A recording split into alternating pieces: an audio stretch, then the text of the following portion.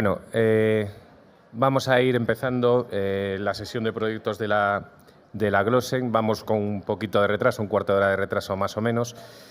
La idea que tenemos es que, como al final hay 20 minutos de discusión, si creemos que es más conveniente que después de cada una de las exposiciones vamos a dar 2 o 3 minutos a después de cada una de las, distribuir esos 20 minutos entre cada una de las exposiciones para que comentéis o lo que queráis, ¿no? Entonces vamos a empezar primero con la doctora Eugenia García Fernández del Hospital La Paz de Madrid, que nos va a hablar sobre la espectrometría de masas en la patología glomerular. Bueno, hola, buenos días, buenas tardes a todos ya, ¿vale? Está entrando la gente.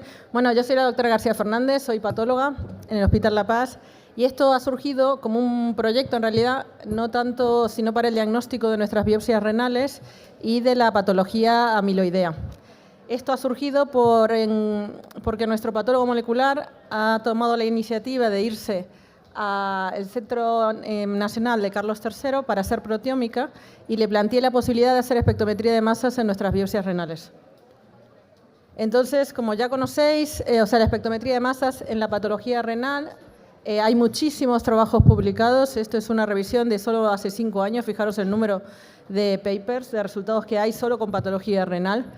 Y entonces lo que nos vamos a centrar sobre todo es, estos son 2 artículos de referencia, y tenéis los QR si os queréis descargar los artículos, sobre todo en la patología primaria, hablando de las membranosas y las amiloidosis. Entonces, lo que hicimos nosotros, y aquí pedimos ayuda a la gente que lleva más experiencia, sobre todo en patología amiloidea, que es del Hospital Universitario Virgen del Rocío, que agradezco al hematopatólogo que nos ha cedido el protocolo que usan ellos para el procesamiento de las muestras. Estas son biopsias nuestras del Hospital La Paz, la que hemos cogido muestra para hacer el estudio por microdisección. El microdisector lo tenemos nosotros en nuestro servicio, de hecho está a 20 pasos de mi despacho, no sé si bueno o malo. Eso es para que hagáis el microdisector de Leica y donde se cogen las muestras, que es en el Eppendorf, que tenéis a la derecha. Entonces, este es el tamaño de las muestras que cogemos. Estamos cogiendo entre 15 a 20 glomérulos, ¿vale? Y que es lo que se ve en la capsulita del Eppendorf. Esto es cómo funciona el microdisector. Esto para que lo veáis, este es un vídeo. Y entonces nosotros podemos hacer la microdisección, o sea, lo podemos hacer de distintas formas, lo podemos hacer a mano alzada. Y básicamente lo que estáis viendo que se recorta es lo que cae al Eppendorf, ¿vale?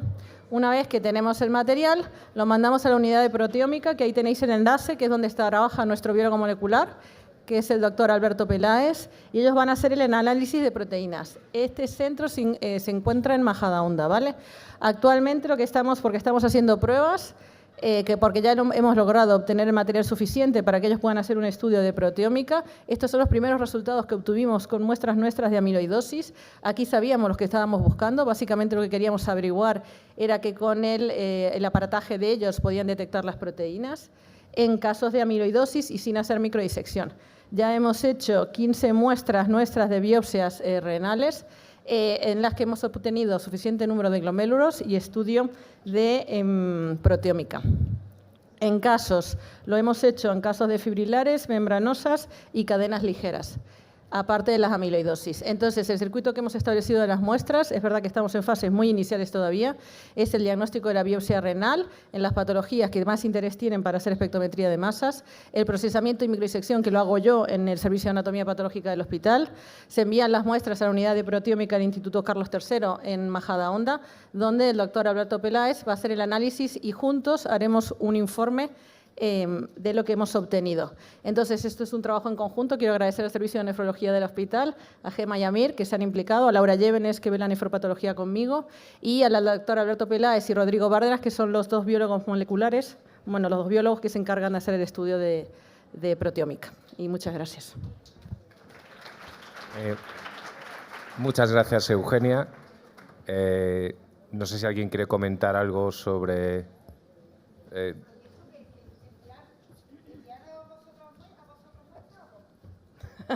Bueno, a ver, has tocado un tema espinoso.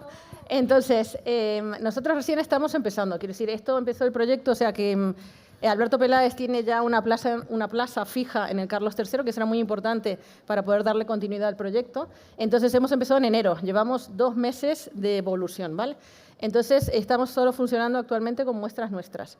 La idea, dado que son 2 institutos públicos, tanto nuestro hospital como el Carlos III, la idea es que podamos recibir muestras de otros centros, ya veríamos cómo se gestiona, pero nos tenéis que dar un tiempo para que el número, sobre todo, de casos y, sobre todo, que el análisis que hagamos, que en la semana que viene nos tendremos que sentar a estos casos que ya tenemos los resultados, para analizarlos en su conjunto.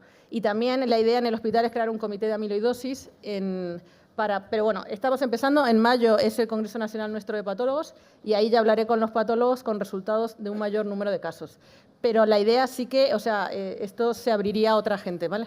Pero es verdad, cómo lo vamos a gestionar es lo que estamos valorando todavía, ¿vale? Yo tengo otra pregunta para ti. Estoy aquí. Sí. ¿Dónde? No te veo. A la derecha de la sala. Ah, allí hay, que con la luz.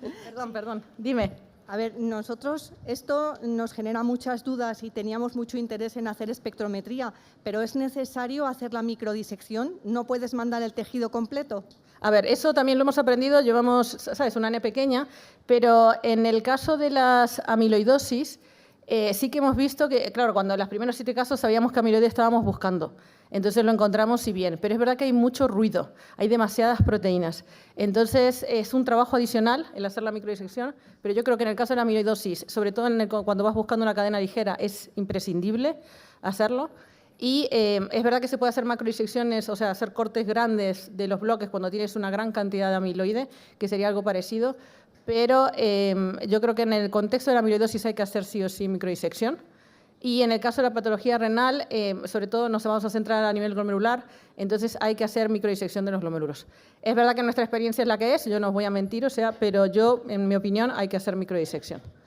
Pero bueno, no es un problema, nosotros tenemos microdisector en el servicio, pero quiero decir, se puede hacer microdisección y además se hacen con, digo, para los patólogos, son cortes de 3 micras de grosor, que es el protocolo que nos ha dado en Sevilla, y son cortes que se hacen y se tiñen con eosina, son varios cortes, y la verdad que el material que usamos es muy poquito. Pero entonces la ayuda que prestaríais vosotros sería también para haciendo la microdisección. Sí. Vale. Sí. O sea, lo que se mandaría en el caso de los perdóname, pero que te he interrumpido, pero la idea es que se mandaría el bloque y un cristal con la técnica de rojo-con en el caso de la amiloidosis para que nosotros sepamos, y de hecho yo hago la microdisección porque hay que saber un poco de histología. Yo creo que de cualquier manera estamos empezando, ya os digo, y el protocolo que estamos usando es uno que sabemos que ya funciona. Entiendo que con la práctica, ¿no?, iremos aprendiendo. Y otra cosa, ¿estáis haciendo solamente el desarrollo de la técnica para las proteínas de la amiloidosis? No, la estamos haciendo para la amiloidosis y para la patología primaria renal. De hecho, el segundo grupo de biopsias que hemos mandado eran membranosas, había una nefropatía fibrilar que fue de NJB9 positivo, de hecho, y mandamos gamapatías monoclonales de significado renal. Pero los casos los seleccioné yo también por un interés personal, ¿vale? Estos primeros, yo creo que fueron como 14, de biopsias renales, solo biopsias renales. Las otras fueron amiloidosis. ¿Vale? Muchas gracias. Nada. Pasamos al siguiente. Bueno, yo quería felicitar a la organización, la afluencia de gente, esto es tremendo, gente que... Además, mucha gente joven y que se hayan quedado aquí a esta sesión. En nefropatía IgA, la proliferación extracapilar tiene valor pronóstico. Ana Domínguez, UAS, Barcelona. Buenas tardes, yo soy Ana Domínguez, nefróloga de la Fundación Puigverd, y vengo a explicar los resultados de forma muy resumida que tenemos de este estudio que hicimos sobre la proliferación extracapilar en nefropatía IgA. Entonces, nuestro objetivo era determinar las implicaciones pronósticas que tenía la proliferación extracapilar en los pacientes con nefropatía IgA en la biopsia, y las preguntas que nos hacíamos, ¿no?, era cómo se presentan estos pacientes, tanto clínica como analíticamente. También si hay un porcentaje de semilunas a partir del cual este pronóstico cambia, cómo tratarlos, qué hacemos cuando nos encontramos las semilunas en la biopsia renal y cómo evolucionan estos pacientes. Entonces, para ello diseñamos un estudio retrospectivo, multicéntrico en el grupo Glossen. Aquí tenemos los criterios de inclusión y de exclusión. Y aquí tenemos todos los centros que han participado, que son 22 centros, con un total de 138 pacientes finalmente, que es la cohorte más grande que hay de IgA extracapilar. Así que muchísimas gracias a todos. Y aquí tenemos las características basales. Tenemos estos 138 pacientes, la mayoría de ellos eran hombres, la de media de 42 años, que seguimos de un tiempo medio de casi 6 años, 30% tenían enfermedad renal previa y teníamos 2 pacientes con un diagnóstico previo de IgA. Y no había diferencias entre C1 y C2 de características basales. Entonces, aquí tenemos por una parte los pacientes C1, que tenían menos de 25% de semilunas, y los pacientes C2. Y luego hay una serie de pacientes que no entran en estos grupos porque o bien solo tenían necrosis fibrinoide aislada o bien tenían menos de 8 glomérulos y entonces no podíamos aplicar la clasificación de Oxford. Entonces, cuando hablemos del total, incluiremos a todos los pacientes, pero comparando C1 y C2, estos 11 pacientes no van a estar incluidos. A nivel del debut de la enfermedad, tenemos una muestra con un filtrado medio al momento del debut de 47, 27% de pacientes con un deterioro rápidamente progresivo de la función renal y una proteinuria media de 2 gramos, con un 26% de pacientes con síndrome nefrótico. Entonces, al comparar C1 y C2, lo que vemos es que principalmente los C2 tienen una presentación más grave, tienen creatininas más altas, tienen más frecuentemente deterioro rápidamente progresivo de la función renal y más diálisis, y una proteinuria bastante más alta con más frecuencia de síndrome nefrótico.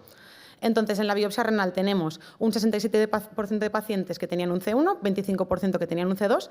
Dentro de estos había solo 5 pacientes que tuviesen una crescéntica IgA nefropatía, que tuviesen más del 50% de semilunas, y lo que he comentado antes. Entonces, al comparar C1 y C2, no hemos encontrado diferencias en el resto de parámetros de la clasificación de Oxford.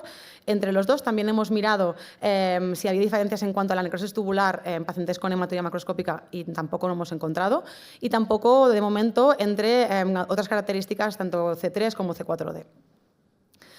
En el tratamiento, llama la atención, tenemos un porcentaje muy alto de tratamiento inmunosupresor en nuestros pacientes, los tratamos en casi un 80% de los casos, todos con corticoides y luego con otros fármacos. ¿Qué perfil de paciente tratamos más? Pues ese paciente que tiene más proteinuria, más frecuentemente deterioro rápidamente progresivo de la función renal y que tiene más semilunas en la biopsia. Y al menos no vemos diferencias en parámetros de cronicidad. Entonces, entre C1 y C2, en C1 hay más micofenolato y en C2 hay más ciclofosfamida. En cuanto a la evolución, tenemos un 26% de pacientes que evolucionan a enfermedad renal crónica terminal a lo largo del seguimiento, con una mediana de tiempo de 2 años. Y los pacientes que evolucionan más son los que tenían más porcentaje de semilunas. Y teníamos 12 pacientes que fallecieron durante el seguimiento. No hay diferencias entre mortalidad entre C1 y C2. Lo que sí que vemos es que hay más evolución en enfermedad renal crónica terminal en los pacientes con C2. Entonces, aquí vemos a la izquierda las curvas de supervivencia renal, que sí que vemos esta diferencia. En la tabla he puesto simplemente nuestra supervivencia en los 5 y 10 años y las que están descritas en la literatura, que son parecidas. Y a la derecha simplemente para enseñar la dificultad a la hora de valorar el tema del tratamiento inmunosupresor, ¿no? Son pacientes que son muy diferentes, los pacientes que no se tratan son pacientes que presentan una clínica mucho más benigna, entonces es muy difícil comparar el grupo tratado con el grupo no tratado. Hemos empezado a hacer análisis de propensity score matching, hasta el momento sin diferencias significativas, pero es que es muy difícil de comparar. Entonces, ya terminando, hasta el momento hemos respondido a algunas preguntas. ¿Cómo se presentan? Pues son más agresivos. ¿Cómo se tratan? Los tratamos bastante frecuentemente con inmunosupresión, sobre todo los que tienen una clínica más grave, y evolucionan mal, sobre todo los C2. Pero nos han salido muchas más preguntas por responder y algunas que estamos respondiendo. Nos interesa mucho qué pasa en los pacientes que no hay deterioro de función renal. En esos, ¿qué aportamos? ¿A cuáles inmunosuprimimos? ¿Cuáles no? ¿Qué porcentaje nos ayuda a guiarnos un poquito más para ver el tratamiento? La hematuria nos puede ayudar a hacer el seguimiento. ¿Y qué factores más nos pueden ayudar en la mala evolución? Y qué nos aporta el tratamiento y, sobre todo, qué tratamiento, ¿no? Porque hemos visto que van peor, pero no estamos seguros de que las terapias que tenemos hasta el momento realmente sean tan útiles, ¿no? A ver qué pasa ahora con el iptacopan y de los nuevos fármacos que nos pueden aportar. Y sí que quería poner la diapositiva con todos los compañeros que nos han aportado pacientes y dar las gracias a todos y muchas gracias por la atención. 2 minutos. ¿Alguna pregunta? Pues nada, pasamos al siguiente. Gracias, Ana. Bueno, la siguiente presentación es estudio multicéntrico de uso de belimumab en pacientes con nefropatía lúpica. La presenta la doctora Ana Huerta... Sí está bien, sí. Ana Huerta Arroyo. Bueno, simplemente para poner en contexto 2 diapositivas, lógicamente el ensayo clínico que dio la indicación de belimumab en la nefritis lúpica y también hasta ahora el paper que existe en la literatura con más número de pacientes, que son 91 en vida real, que es este estudio italiano que seguro que todos conocéis, que es el Berlis LN. Entonces, bueno, pues a nivel español solo había esta serie de 8 casos y por eso decidimos hacer esta propuesta a todos vosotros para estudiar la evidencia de la efectividad de belimumab en la cohorte española. Os recuerdo poner muy rápidamente los criterios de inclusión: cualquier edad, que tuvieran ANAS positivos y un diagnóstico histológico de nefritis lúpica con indicación de tratamiento inmunosupresor, y de criterios de exclusión básicamente el tiempo de seguimiento menor de 6 meses y que tuviera histológicamente algo más que una nefritis lúpica. Y quiero empezar dando las gracias, porque es alucinante la cantidad de gente que habéis participado y el esfuerzo de todos vosotros, así que de verdad muchísimas gracias a todos. Habéis participado en total 35 hospitales con 237 pacientes. Hemos tenido que quitar al final 35 por no cumplir criterios de inclusión o de exclusión y nos hemos quedado con 202. Estos son los datos demográficos. La mayoría, como era de esperar, eran mujeres, la mayoría caucásicos e hispanos y poca representatividad, pero la hay, de africanos y asiáticos. La edad media era de 37 años y 12 pacientes eran pediátricos, que esto es muy interesante también y estudiaremos más adelante. El 34% eran hipertensos y el 2% diabéticos, y estos son los datos histológicos.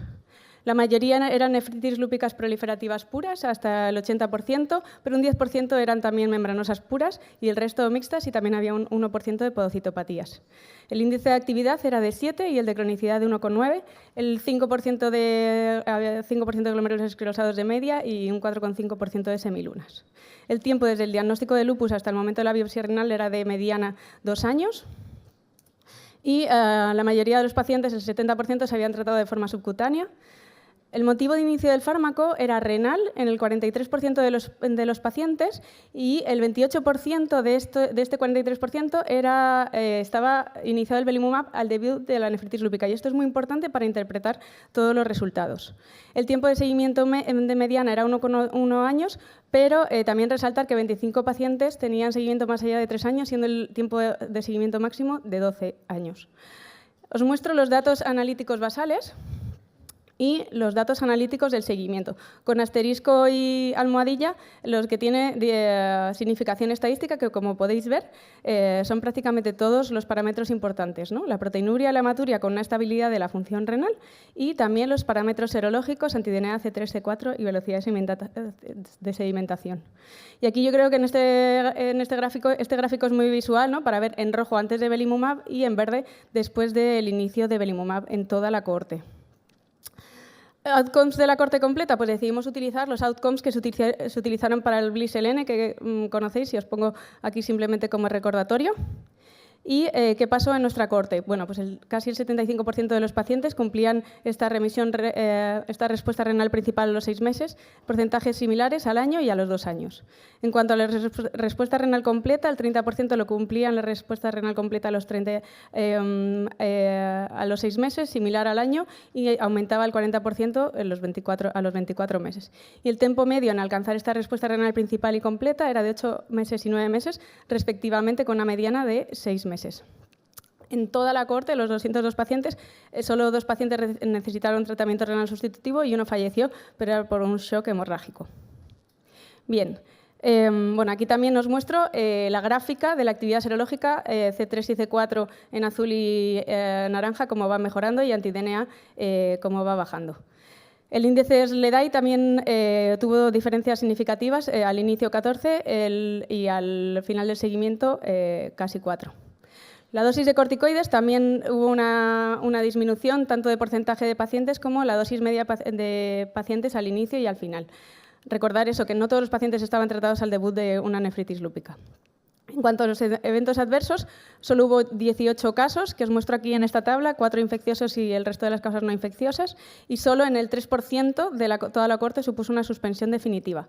Suspensión por otros motivos en 17 pacientes, 8%, y ahí os pongo todas las causas, sobre todo falta de respuesta o deseo gestacional y embarazo. Bien, pero esto es toda la cohorte. Entonces decidimos hacer un subanálisis de los pacientes que tenían actividad renal, y para definir actividad renal y poder compararlo bien con el único estudio en vida real, utilizamos los criterios del BLISS-LN, muy similares. Lo único que, como nefrólogos, nos pareció que definir actividad solo por la leucocituria, que es un criterio también que utilizan en el BLISS-LN, no lo hemos usado, pero el resto de los criterios son todos iguales que el BLISS-LN. Entonces, en nuestros pacientes, de los 202, 153 tenían esta actividad renal y el 55% de esta subcorte, por así decirlo, se inició belimumab por motivo renal.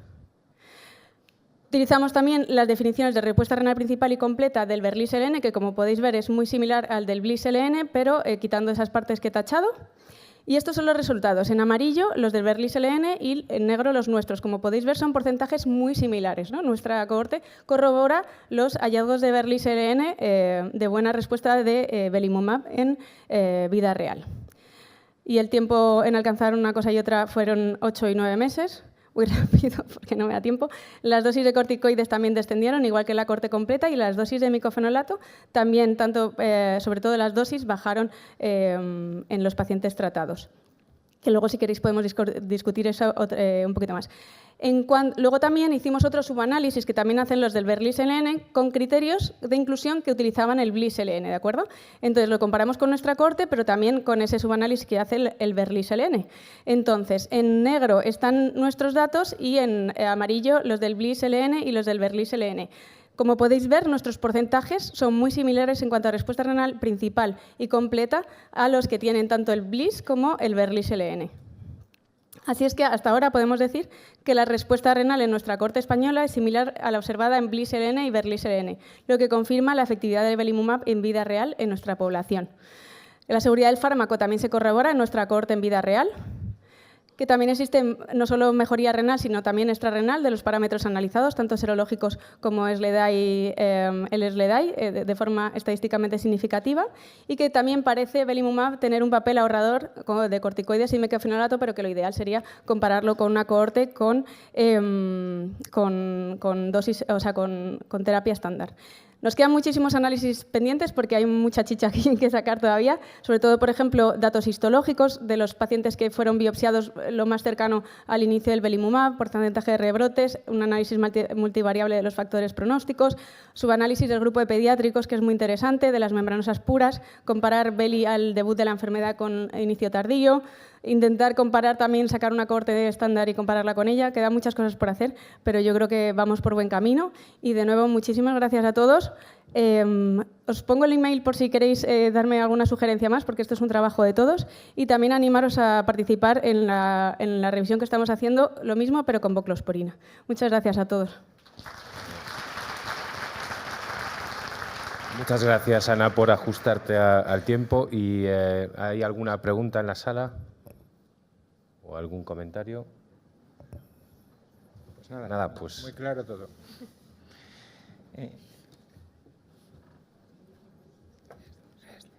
El siguiente resultado del estudio Reservan, registro de vasculitis ANCA, estudio colaborativo SENSER, Manuel Macía, Tenerife. Sí, buenas tardes. Como saben, ya hemos contado alguna parte de este estudio. Hoy, a esta fecha, ya tenemos el informe final, lo que significa tener datos descriptivos de toda la muestra y la respuesta a la variable principal. Ya diré al final de la charla qué es los pasos siguientes que vamos a seguir, porque como verán ha participado en muchos centros y como ha dicho Ana, hay que agradecer siempre el esfuerzo de todos y el buen trabajo.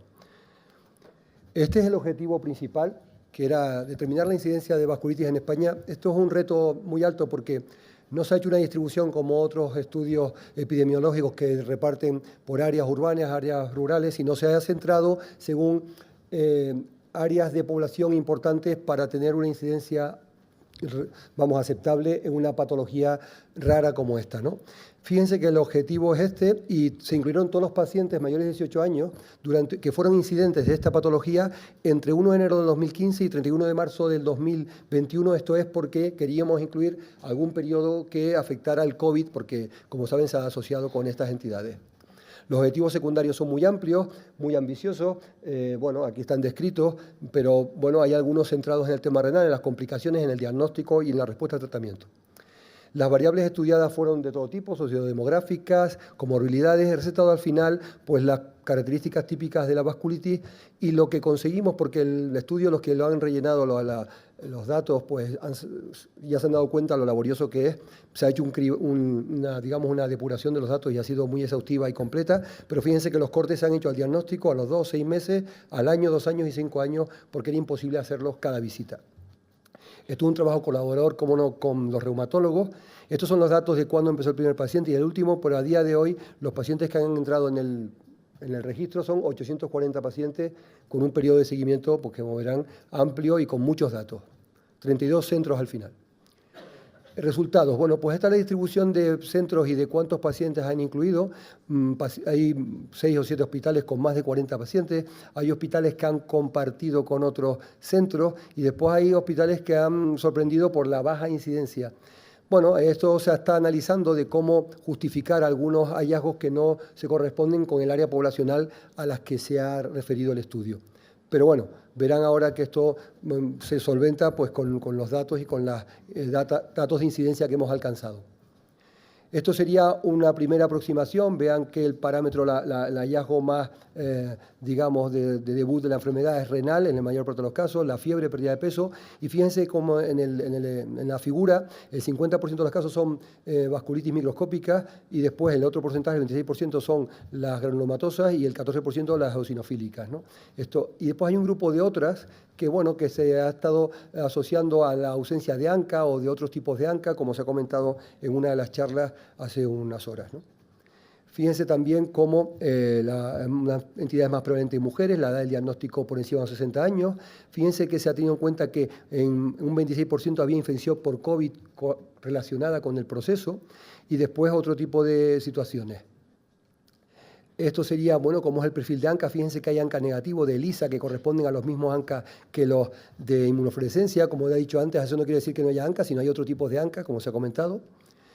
Las causas de éxito, pues miren, murieron 142 pacientes, un 17% de la muestra, y por infección un 31%, y después dentro de la propia vasculitis, pues un porcentaje algo menor.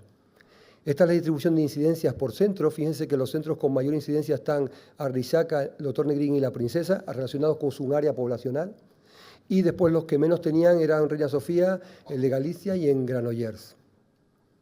Estos serían los primeros datos de incidencia.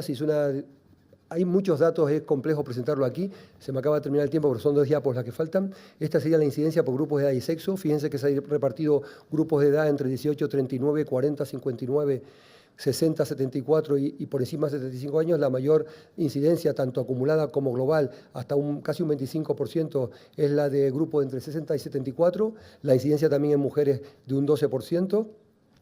Y cuando se hizo una distribución de incidencia por año, menos el año 2021, que solo llegó hasta marzo del año 2021, el resto es una incidencia comparable entre un 9 y un 12%.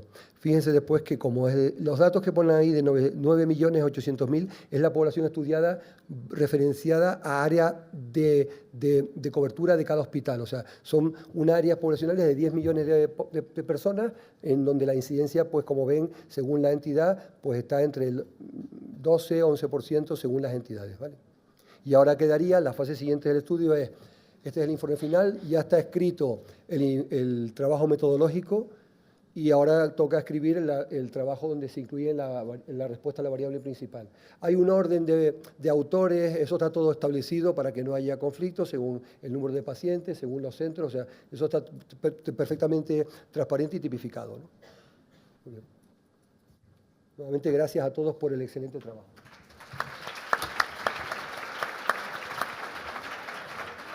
Pues muy bien, muchas gracias. ¿Alguna pregunta? ¿Tenéis pensado ver si, por ejemplo, hacia distribución geográfica de anti-MPO, PR3, analizar? Por ejemplo, hay gente que dice que en el norte hay más incidencia de PR3. ¿Está? Sí, ahí tenemos el equipo de la Puigverd, hicieron trabajo sobre esto, y hay otros, y después hay grupos de reumatólogos que han hecho trabajos y entonces han analizado esta distribución. Aquí la limitación del estudio es que se cogieron hospitales con un área determinada o que eran referentes de otras áreas. Entonces, realmente, desde el punto de vista epidemiológico, tenemos ahí un asesoramiento para que nos ayuden a justificar un poco, porque son enfermedades raras y esto no puedes buscar unos datos tan habituales como otros. Pero sí que hay ese hallazgo ya, pues algunos centros lo han establecido, si es así. Bueno, muchas gracias. Si no hay ningún comentario más, pasamos a la siguiente ponencia, que es un año de andadura de Top Medicine, por el doctor Manuel Parga. Bueno, en el congreso del año pasado presentamos este proyecto de comunidad virtual en glomerulopatías. La idea principal era que, siempre comentábamos que el Congreso es un éxito, no hay más que ver el interés, la discusión de los casos clínicos, el público asistente cada vez mayor, pero entre congresos no teníamos una actividad, digamos, continuada, y la idea era crear una comunidad virtual para mantener una serie de actividades intelectuales entre congresos, ¿no? Entonces, las ideas que propusimos entonces era discutir casos clínicos con dudas, y para ello se creó un canal de expertos, entre los que están Xavier Fulladosa, Eduardo Gutiérrez, Gemma Ariceta y Francisco Díaz y yo mismo. Y además también, bueno, contemplar publicación de casos interesantes, hacer webinars y comentar novedades de publicaciones en congresos. Y veis aquí algunos ejemplos, por ejemplo, casos interesantes, una nefropatía membranosa tratada con daratumumab después de resistencia a todo. Se han hecho ya 2 webinars, una presentando casos clínicos que no habían tenido tiempo para ser presentados aquí, otra sobre nefritis lúpica recientemente. Se han puesto otros casos tipo encuesta para que la gente vote y también difundir publicaciones relevantes en relación con las glomerulopatías. Esa era la idea, y la verdad es que el éxito ha sido, yo no me esperaba un éxito tan claro, porque mirar al cabo de un año el número de usuarios registrados, 638, veis que hay, la mayoría por supuesto son nefrólogos, pero hay también internistas, patólogos, pediatras, otras especialidades.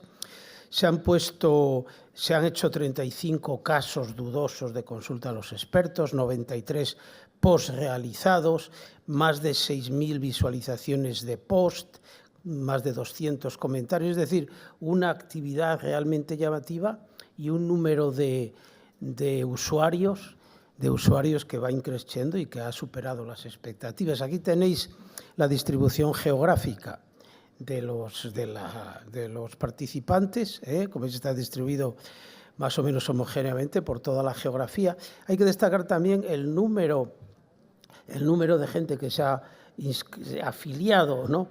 Por supuesto, esto es gratis, está abierto a todo el mundo. Ya veis aquí de Argentina, México 38, en fin, ha tenido un impacto interesante en Latinoamérica. Estos son los números y, bueno, estamos muy contentos con la actividad. Pensamos seguir manteniendo esta discusión de casos, estas consultas a expertos, estas webinars. Aquí tenéis los mecanismos de acceso, los que todavía no estéis, para inscribiros en la comunidad virtual en glomerulopatías. Y este es el comité que hemos manejado el comité científico, los expertos y expertos dinamizadores que se han encargado de aportar casos bien estructurados, bien discutidos, para que fueran sometidos a la lectura en general de todo el mundo. Y esto es en resumen el proyecto que tenemos hasta ahora. Por último, también quiero agradecer a Novartis su apoyo externo. Me gustaría insistir en que este es un foro de discusión y de debate completamente independiente de la industria farmacéutica, lo cual hoy en día tiene mucho valor, y Novartis ha apoyado externamente la creación de esta plataforma y quiero agradecérselo expresamente. Muchas gracias. Pues, muchísimas gracias, Manuel, por ajustarte al tiempo y por esta brillante idea. No sé si tenéis algún comentario o alguna...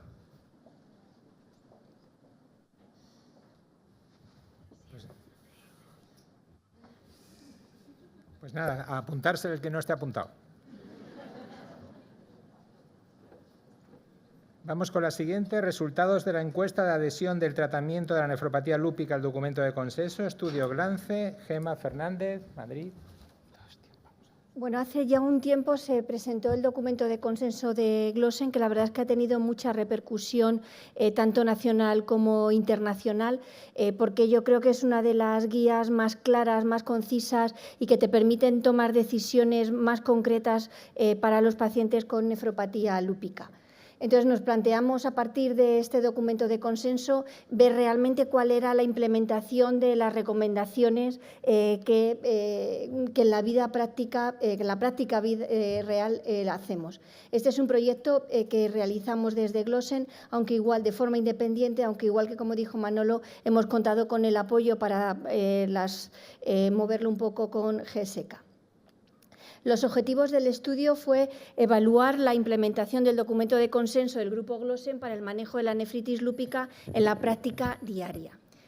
Se desarrolló una encuesta que se os envió a todos vosotros por un mail, que fuisteis contestando, se ha hecho un análisis estadístico de los resultados y ya tenemos los datos que se van a publicar a lo largo del 2025 y que yo básicamente os voy a contar ahora de forma muy resumida. En general, se pretendió que en esta encuesta contestaran personas que realmente estuvieran implicados en el seguimiento de pacientes con nefropatía lúpica y por eso se excluyeron personas que ven nefropatía lúpica de forma muy colateral.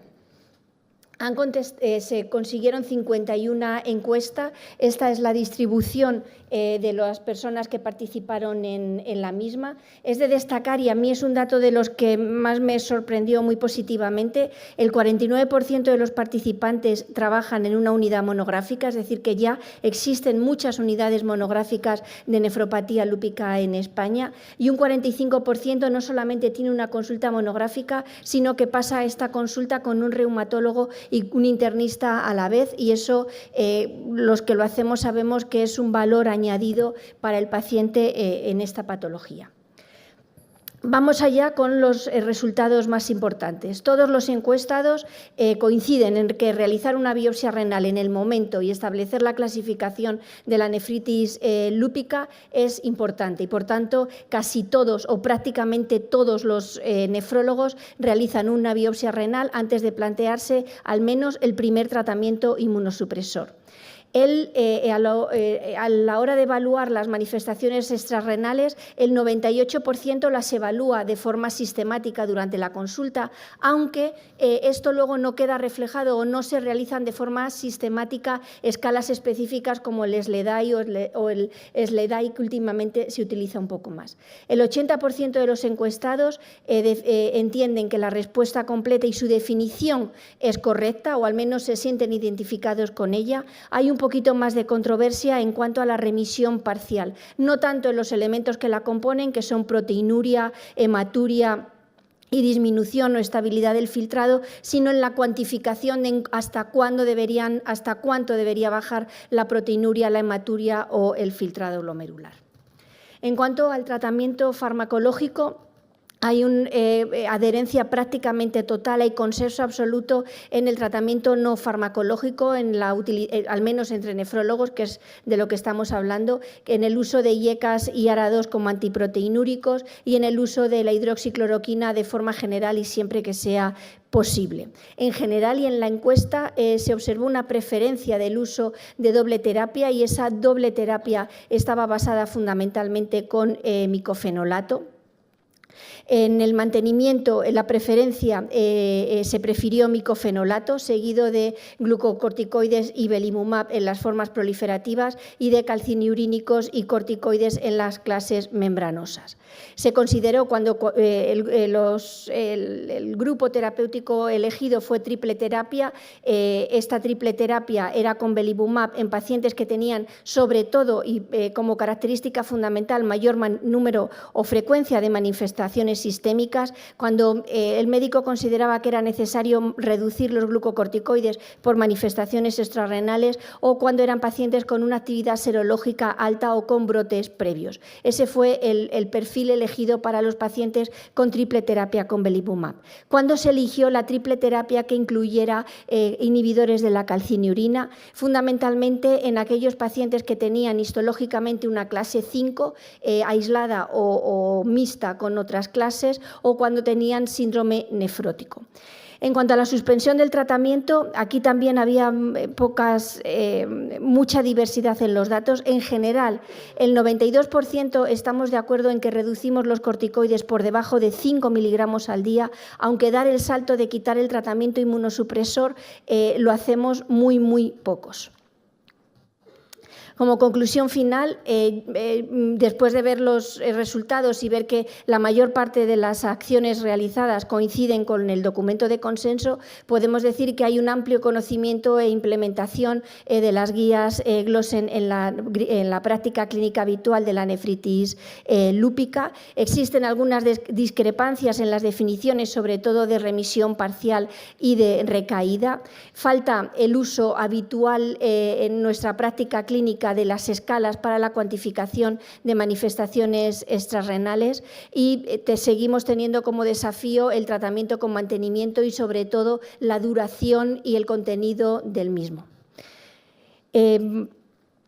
Aún se deben reforzar los beneficios terapéuticos del uso de la triple terapia desde el debut, aunque existe un alto acuerdo sobre los perfiles de los pacientes que podrían ser candidatos a esta triple terapia. Pues muchas gracias.